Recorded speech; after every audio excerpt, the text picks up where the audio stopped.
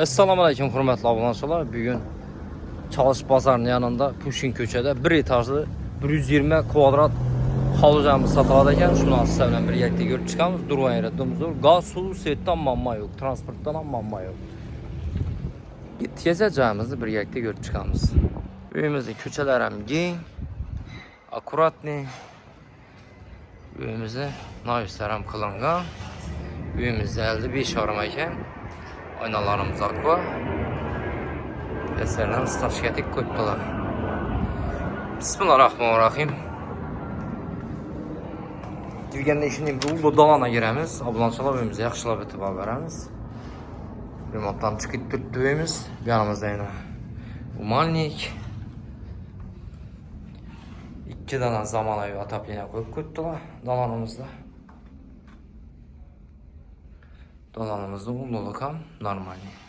Uyumuz 100% pul. Uyumuzda işlerim MDF işle. Koridorundan ham atapleniyor bu. Bir yan tarafında bir oldu. Spalnisi bu. Spalnimizde aynası kuxniyaga qaragan. Spalnimizdan ham atapleniyor bu. Daha şey etamiz. Bir yanımızda bir oldu. Kuxnisi bu. Kuxniyadan ham hamma narsa bu ayna. Kuxniyadan ham atapleniyor. Umannik, gaz plita, aytib o'tganimdek gaz, suv, svetdan muammo yo'q. Bu yanımızda bir oldu. Vanna tuvaleti bu. Aynası bak tarafa qaragan. Umannik ne bu? Unitaz. Vanna hali taptaza bu yanımızda Ariston, bu yanımızda Katyol.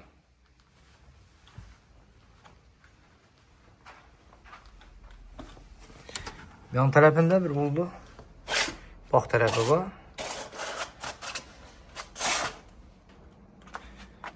Bak tarafı hem kitçemez normalni. Halasansa yerden bir xana alsansa buladı. Alğan adam özü bilədi. Uyumuzda durgan yeridimiz var. Uyumuzda arkasından gösterme lazım. 120 kvadrat aytib o'tganimdek.